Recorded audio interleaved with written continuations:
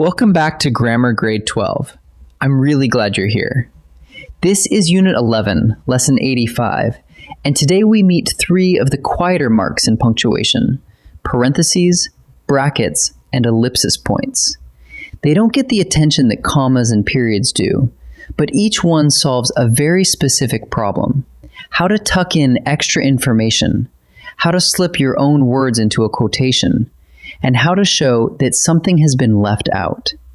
Master these three, and your writing gains a new kind of precision. Let's dig in. Before we dig in, here's the shape of today's lesson. We're looking at three quiet little marks that all handle extra or altered material inside your writing. First, parentheses, the curved marks that tuck in a bit of supplementary information you could lift right out. Second, brackets, the square marks an editor uses to slip a word of their own into someone else's quotation. And third, ellipsis points, those three spaced dots that show something has been left out or that a voice is trailing off. 3 marks, 3 jobs. Let's take them one at a time. Let's begin with parentheses, the curved marks. Their main job is to enclose material that adds something helpful but isn't part of the main statement: a date, a small explanation, an aside. The test is simple. If you can lift the words out and the sentence still stands, they belong in parentheses. Look at this. The museum, built in 1890, reopened last spring. The heart of the sentence is, the museum reopened last spring. The phrase, built in 1890, is extra, useful, but droppable, so we tuck it inside parentheses. Notice, too, that the sentence reads cleanly without it. That is the signal that parentheses are the right tool. Now the trickiest part of parentheses, where the end punctuation goes. It depends entirely on what's inside. First case, the parentheses sit inside a larger sentence. Then the end mark for the whole sentence goes outside the closing parentheses. Bring the map, it's in the glove box. The period lands after the parentheses because it closes the main sentence, not the aside. Second case, the parentheses hold a complete sentence standing on its own. Then you capitalize the first word and put the end mark inside. We arrived early.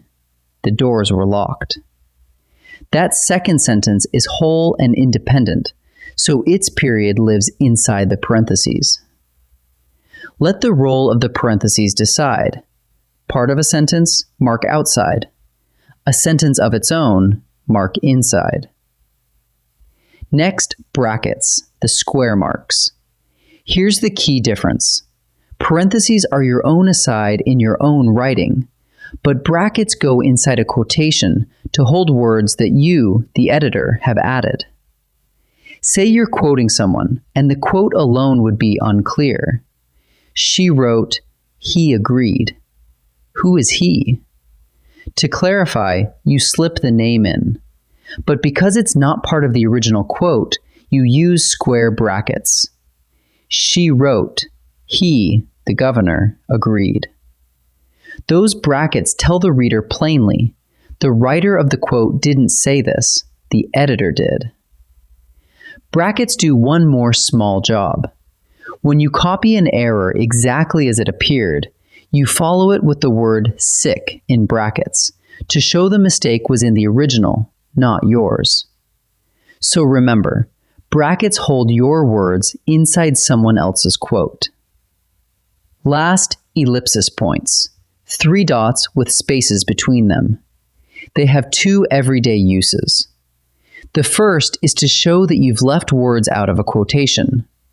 Imagine the original read, sales rose steadily through spring and then sharply in the fall. If you only need the beginning and the end, you can trim the middle with an ellipsis. Sales rose sharply. The 3 dots tell the reader that something was removed, but the sense is preserved. The second use is to mark a pause, or a thought that trails off. I meant to call... Never mind. You can almost hear the hesitation in those dots. One fine point to remember. When the words you cut come at the end of a sentence, you keep the sentence's own period and add the 3 dots, 4 dots in all. 3 spaced points for the omission, and 1 extra when a whole sentence closes. Let's turn all of this into a quick check you can run. 1. Do you have a droppable aside in your own writing? A date? A small explanation? Use parentheses. 2. Are you adding your own words inside someone else's quotation? Use square brackets. 3. Are words being left out, or is a voice trailing off? Use ellipsis points, those 3 spaced dots. And 4. With parentheses, mind the end mark. If the parenthetical is part of a sentence, the mark goes outside. If it's a full sentence of its own, the mark goes inside. Run those 4 questions, and these marks stop feeling fussy. Let's practice. Here's your first set. These sentences test parentheses and brackets, when to tuck material away, where the end mark goes, and how to mark words you insert into a quote. Read each one, decide, and pause the video to choose before I reveal each answer. The lecture starts at noon, room 204. Where should the period go? Inside the parentheses or outside? Here, the note in parentheses, room 204, is only part of a larger sentence. It isn't a complete sentence on its own. So the period that ends the whole statement belongs outside the closing parentheses, with the mark coming last. We toured the old fort. Now we want to add a full standalone sentence in parentheses about the fort's age. Because it's a complete sentence of its own, we capitalize the first word and put the period inside the parentheses. So the whole thing reads, parentheses, capital, it was built in 1780, period, close parentheses. Quoting a review, you want to clarify what it refers to by adding the film's title, Iris. Since you're inserting your own word into someone else's quotation, you must use square brackets, not parentheses. Parentheses would look like part of the original quote. Brackets show the addition is yours. It, bracket, Iris, was her finest performance. Now the second set. These turn on ellipsis points and one more look at brackets. Decide how each quotation should be marked and pause to choose before I answer. The senator said, "We will rebuild." Then, some words, stronger than before. Suppose her full sentence had several words in the middle that you don't need. To show that you've trimmed them out, you mark the gap with ellipsis points, 3 spaced dots, not a dash. So it reads, "We will rebuild," 3 dots, stronger than before. You want to quote only the opening, "The trail was steep," and then cut the rest of the sentence.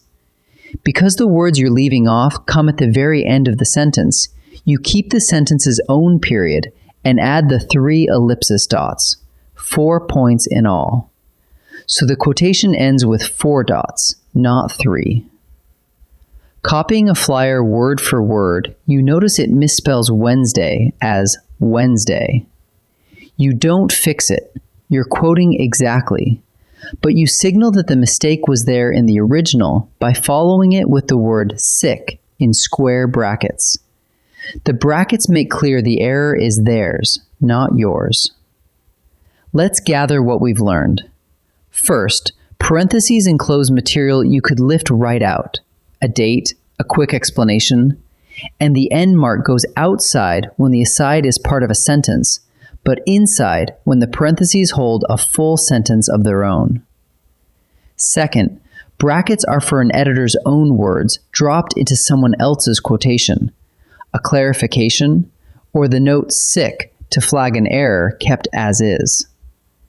And third, ellipsis points, Those 3 spaced dots show that words have been omitted or that a voice is trailing off. When the cut falls at the end of a sentence, you keep the period and use 4 dots in all. 3 marks, 3 clear jobs. Next time, in Lesson 86, we turn to quotation marks for direct quotations, how to punctuate the exact words someone speaks. I'll see you there.